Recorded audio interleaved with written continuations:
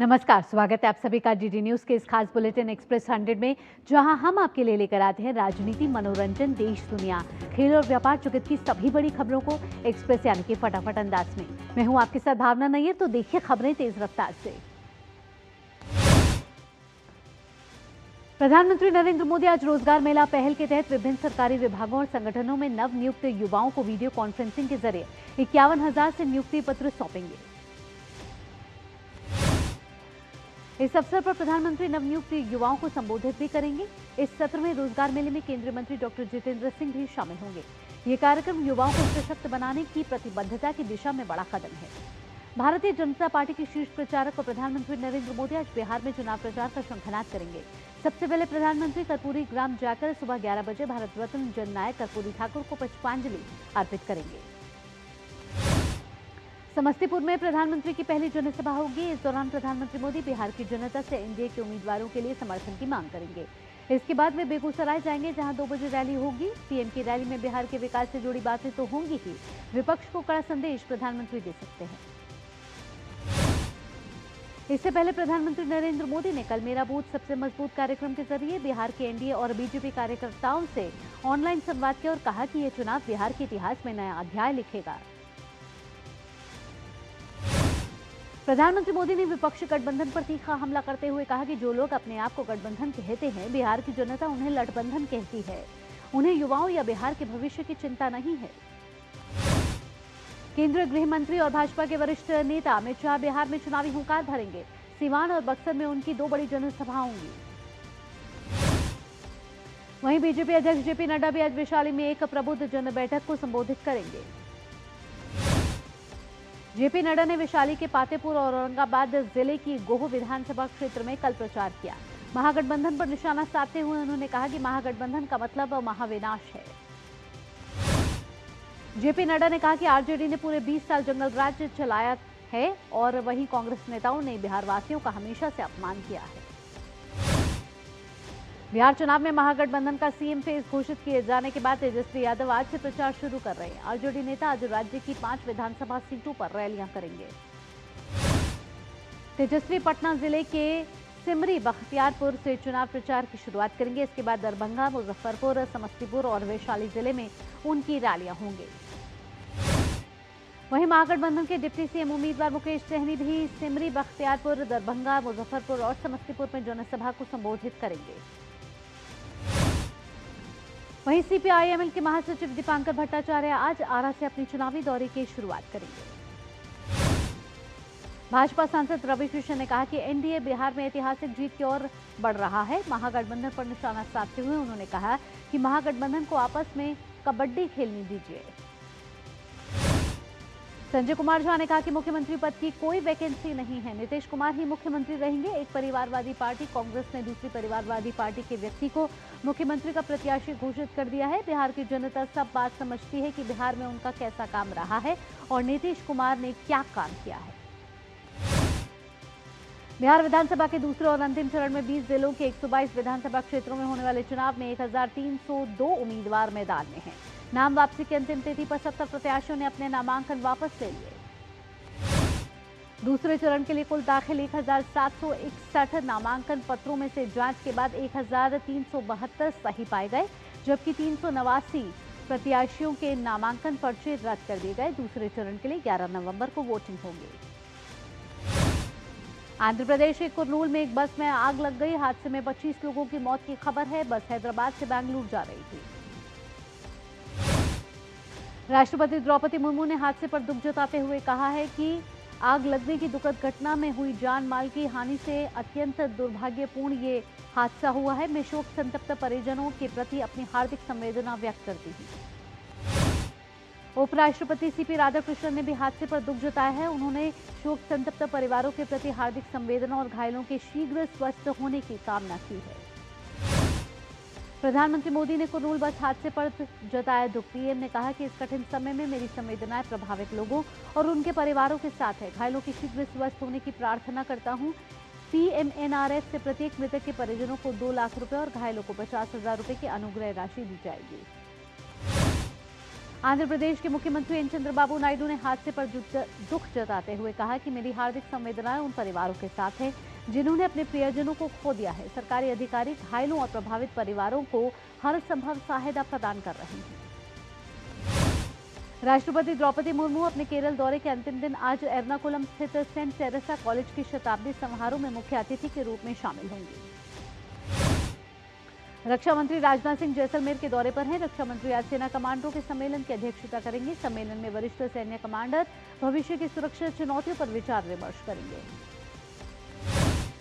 रक्षा मंत्री राजनाथ सिंह ने कल आर्मी स्टेशन पहुंचकर शौर्य वन और कैक्टस पार्क का उद्घाटन किया। इसके बाद जैसलमेर के सैन्य स्टेशन में स्थापित वॉर म्यूजियम पहुंचे। उन्होंने सैन्य अधिकारियों के साथ वॉर म्यूजियम में लाइट एंड साउंड शो का भी आगाज किया।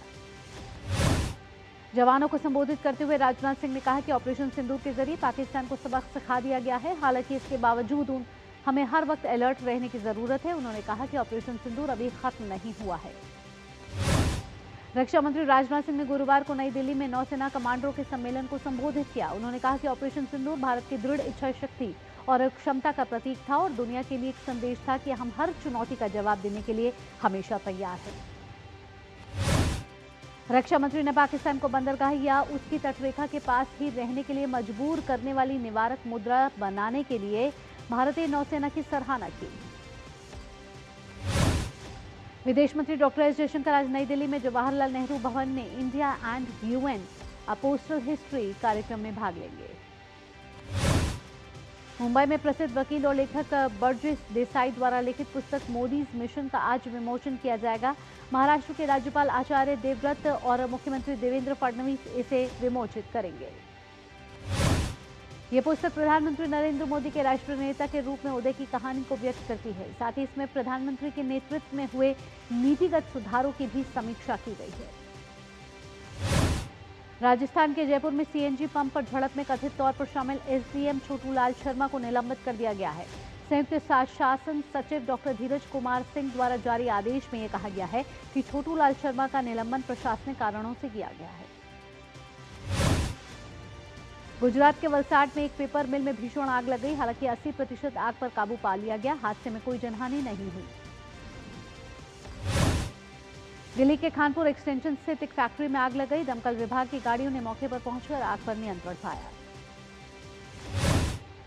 छठ पूजा पर घर जाने वाले यात्रियों की भीड़ रेलवे स्टेशनों पर उमड़ रही है। रेलवे ने देश भर में यात्रियों के लिए 12,000 स्पेशल ट्रेनों की व्यवस्था की गई है ताकि लोगों को इस त्योहारी सीजन में आने जाने में कोई परेशानी न हो।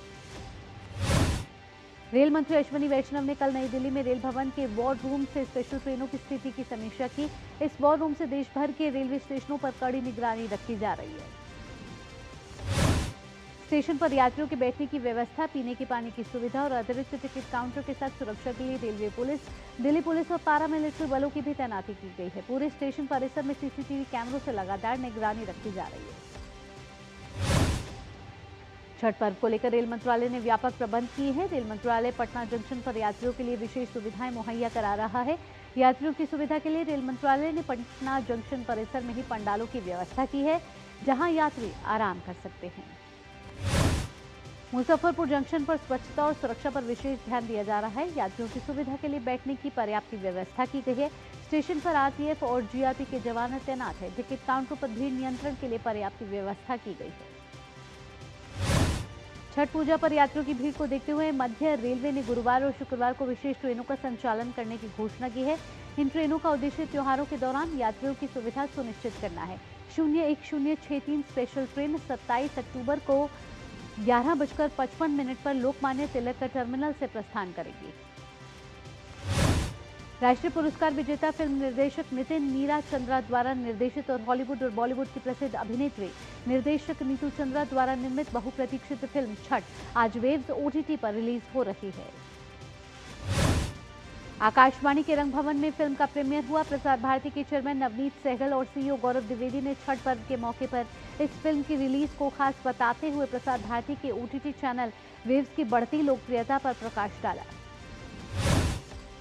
प्रदूषण से निपटने के लिए दिल्ली में पहली बार क्लाउड सीडिंग के माध्यम से कृत्रिम वर्षा कराने की तैयारियां पूरी कर ली गई हैं। बुराड़ी क्षेत्र में विशेषज्ञों ने इसका सफल परीक्षण किया। 29 अक्टूबर को दिल्ली में पहली कृत्रिम वर्षा हो सकती है। दिल्ली सरकार में मंत्री मोजिंदर सिंह सिरसा ने कहा कि दिल्ली में क्लाउड सीडिंग की बात लंबे समय से की जाती है। अब कृत्रिम बारिश कराने के लिए दिल्ली सरकार पूरी तरह से तैयार है। अंतर्राष्ट्रीय हिम तेंदुआ दिवस के अवसर पर सेना ने लद्दाख के केंद्र शासित प्रदेश प्रशासन के साथ मिलकर हिम तेंदुआ के संरक्षण पर एक जागरूकता कार्यक्रम का आयोजन किया। असम के मुख्यमंत्री हेमंत बिस्वा शर्मा ने असम कैबिनेट के फैसलों की जानकारी देते हुए अब से 5 साल तक काम करने वाली महिला शिक्षक और 7 साल तक काम करने वाले पुरुष शिक्षक ट्रांसफर के लिए आवेदन कर सकते हैं। गायक जुबिन गर्ग की मौत के मामले में असम के मुख्यमंत्री हेमंत बिस्वा शर्मा ने कहा कि हम चार्जशीट दाखिल करेंगे और अदालत न्याय करेगी। एसआईटी ने वो सब किया जो जनता चाहती थी। भाजपा का रुख स्पष्ट है, हमें अदालत के न्याय पर पूरा भरोसा है। दक्षिण भारत के कई राज्यों में बारिश का दौर जारी है। मौसम विभाग ने आज तटीय कर्नाटक, केरल, माहे, अंडमान और निकोबार द्वीप समूह में मूसलाधार बारिश का अलर्ट जारी किया है। मौसम विभाग ने आंध्र प्रदेश, कोंकण, गोवा, महाराष्ट्र, तमिलनाडु, पुडुचेरी, कराईकल और तेलंगाना में 2 दिनों के लिए तेज वर्षा का अनुमान भी व्यक्त किया है। एक्सप्रेस 100 में वक्त हो चला एक छोटे से ब्रेक का। ब्रेक के बाद भी रफ्तार भरी खबरों के सिलसिले को रखेंगे जारी।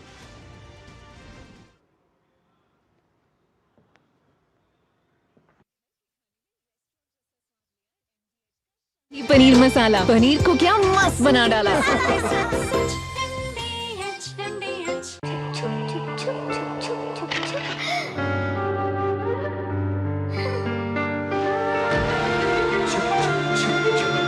आ जाओ। Yes papa. जिंदगी किसी के लिए नहीं रुकती, हम भी आपको कहां रुकने देंगे। जिंदगी के हर मोड़ पर LIC है तो इंश्योर्ड है। LIC हर पल आपके साथ। लाल रंग इसका अपार, तीखा कम है फिर भी स्वाद। बेमिसाल बेमिसाल MDH Kashmiri. MDH Kashmiri. MDH।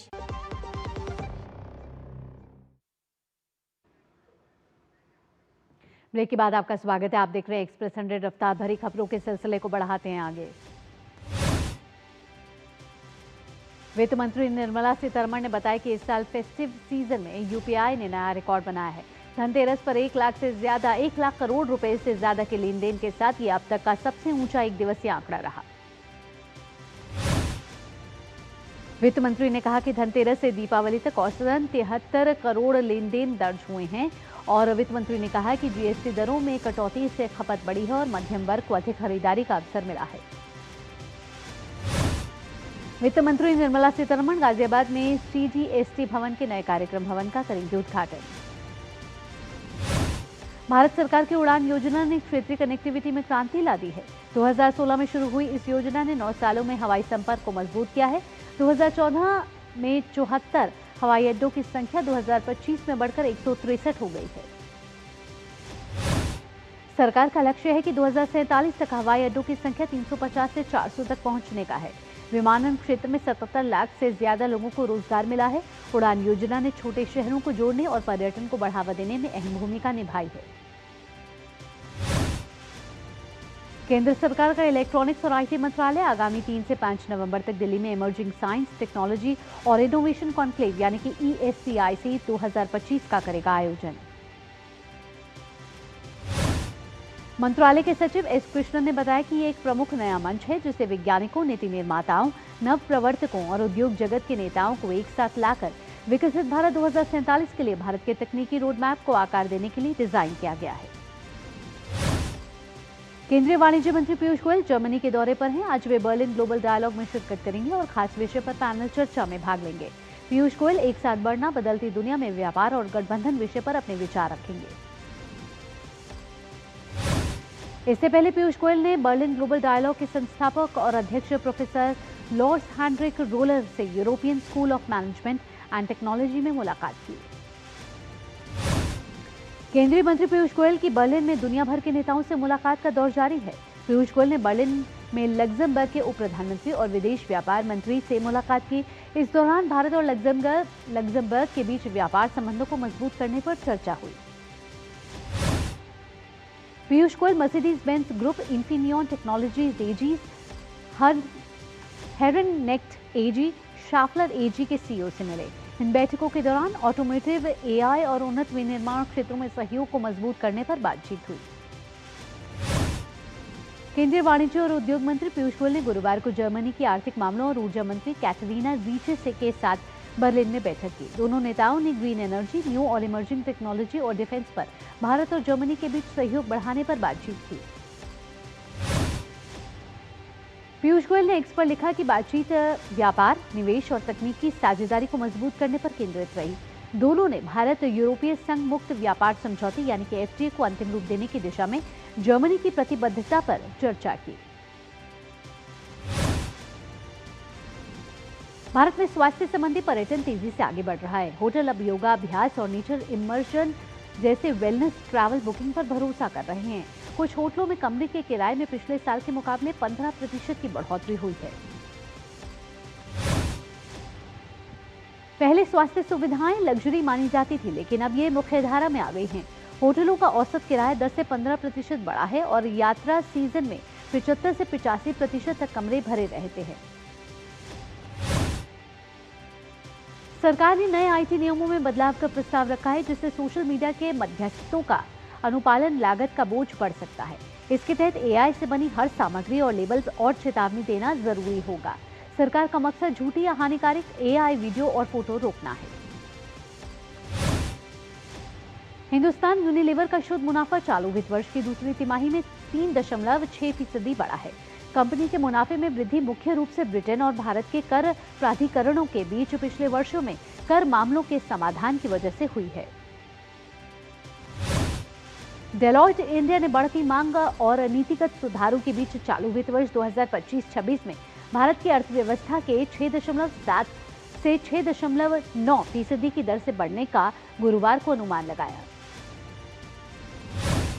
Deloitte ने कहा कि घरेलू मांग में तेजी, उदार मौद्रिक नीति और माल एवं सेवा कर 2.0 जैसे संरचनात्मक सुधारों में वृद्धि को बल मिलने की संभावना है। कम महंगाई क्रय शक्ति में सुधार के साथ खर्च बढ़ाने में योगदान देगी। नवीन एवं नवीकरणीय ऊर्जा मंत्रालय ने हरित हाइड्रोजन मिशन का लोगो डिजाइन करने के लिए आवेदन आमंत्रित किए हैं, जिसमें विजेता को 1 लाख रुपए दिए जाएंगे। इच्छुक प्रतिभागी माईगॉव की वेबसाइट से आवेदन कर सकते हैं और अंतिम तिथि 5 नवंबर है। मंत्रालय के अनुसार प्रतिभागियों को लोगो केवल जेपेग या पीएनजी या पीडीएफ फॉर्मेट में स्वीकार किया जाएगा। लोगो अधिकतम रेजोल्यूशन के साथ न्यूनतम 300 डीपीआई के साथ होना चाहिए। दिवाली के बाद सोना चांदी के दाम में भारी गिरावट आई है। सोना अपने ऑल टाइम हाई से 5,677 रुपए और चांदी पे रिकॉर्ड हाई से 25,599 रुपए सस्ती हो गई है। कोलगेट पामोलिव इंडिया लिमिटेड के मुनाफे में वित्त वर्ष 26 की दूसरी तिमाही में 17% की गिरावट दर्ज की गई है। कंपनी ने बताया कि उसका मुनाफा वित्त वर्ष 2026 की दूसरी तिमाही में कम होकर 327.50 करोड़ रुपए हो गया है। रूसी तेल कंपनी रोसनेफ्ट को जर्मनी में अमेरिका के प्रतिबंधों से छूट मिल सकती है। जर्मनी के चांसलर फ्रेडरिक मर्ज ने ईयू शिखर सम्मेलन के बाद प्रेस कॉन्फ्रेंस में कहा कि उन्हें उम्मीद है कि रोसनेफ्ट के जर्मनी के कारोबार को अमेरिका प्रतिबंध से छूट मिल सकती है। रोसनेफ्ट का जर्मनी में कारोबार जर्मन अधिकारियों के नियंत्रण में है, लेकिन इसका मालिकाना हक रूस के पास है। रोसनेफ्ट का यूरोप की अर्थव्यवस्था में बड़ा योगदान है। ये कंपनी वहां के पेट्रोल पंपों और कुछ हवाई अड्डों को तेल सप्लाई करती है।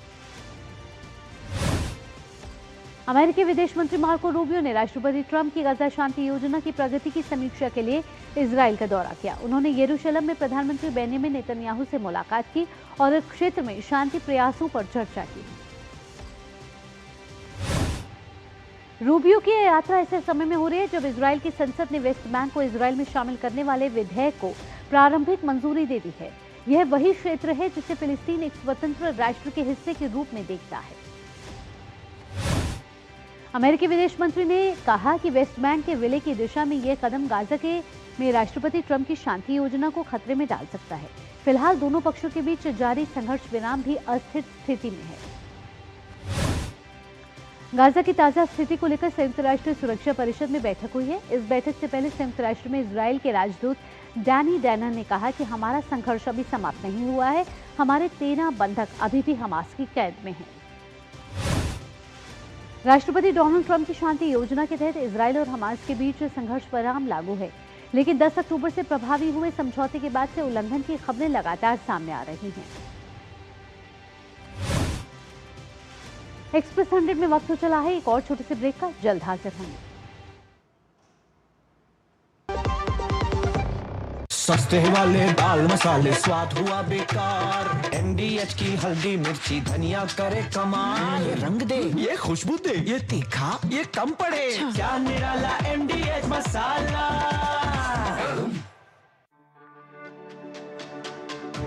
मेरी पसंद, मेरी पसंद, मेरी पसंद, मेरी पसंद, हमारी पसंद।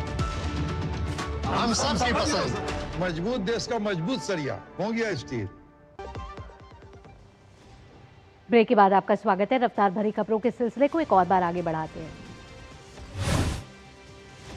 समझौते के अनुसार बंधकों और कैदियों की अदला बदली की गई है, जिसके तहत मृत बंधकों के शव सौंपे गए हैं और गाजा पट्टी से इजरायली सैनिकों की आंशिक वापसी हुई है।